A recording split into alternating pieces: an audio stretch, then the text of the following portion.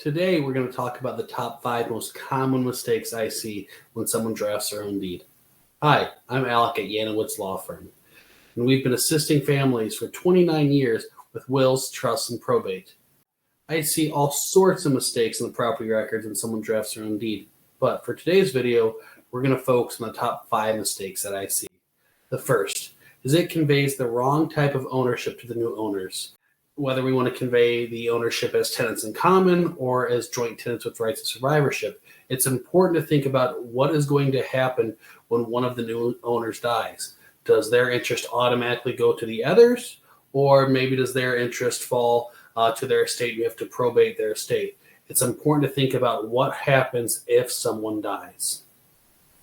The second mistake I see is that the real estate is incorrectly described. So legal descriptions are very complicated. They can be long and they can be messed up very easily.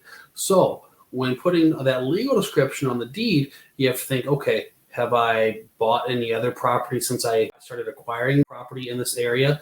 Or have I sold off any property since I started buying the property? All of that is going to change the legal description every time there's a transaction. So if you use the legal description that from when you acquired the property, when you convey property to someone else, if you've had a prior sale, well, you're now putting a cloud on title to that property that you recently sold. And if you're essentially trying to name a child as the recipient of your property and gift them all of your property, if you go back to that original deed and use that same legal description, if you've acquired any other property, you need to make sure you also include that property in any future deeds, because that property is still going to be in your name. It's not just as simple as, okay, we can just list the address. We do have to use those legal descriptions, and those legal descriptions can be messed up very easily. Another mistake that I see is that the spouse does not sign the deed. So in Minnesota, even if a spouse is not on title to the property, they still must sign the deed to convey any interest away. So by signing, they're conveying their marital right to the property. So if they don't sign that deed, again, that can be another cloud on title and create issues down the road. Another mistake I see is that the property is essentially conveyed to an incorrect grantee. Does this conveyance kind of align with your estate plan, with what you want? As we talked about earlier, those legal descriptions are very, very, very easy to mess up. And so if you're putting the deed together yourself, are you actually conveying the property that you want to the correct grantee? Something to also consider is if you have an estate plan where you're conveying specific property to someone, for example, let's say you have an estate plan and you're conveying Blackacre to Joe. You sign a deed conveying Blackacre to Bill right now.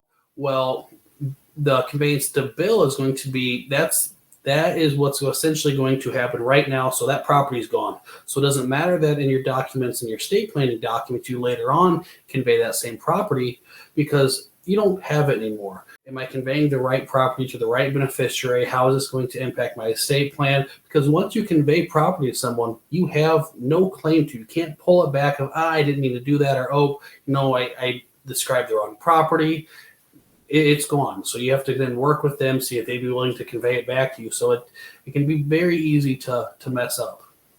Another mistake that I see is that people don't use the right instrument when conveying property. So there's a couple different deeds that we use in the state of Minnesota.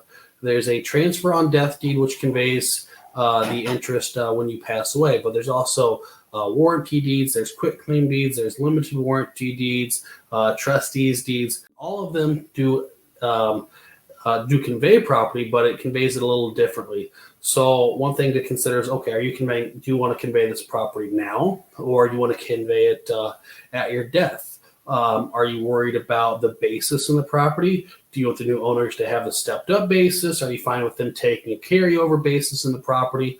All of these decisions are something that you need to be aware of with how the property is going to be conveyed to the new owners, and essentially how it's going to impact them.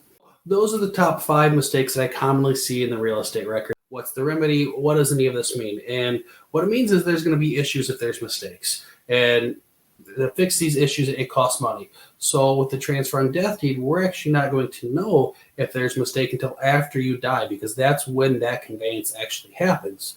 Whereas if the conveyance is with a quitclaim deed or warranty deed, we're going to know about an issue essentially when that new owner goes to do anything with the property, whether they're trying to get new financing, whether there's a sale. If there's an issue, it's going to essentially hold up that process. So it may delay a sale.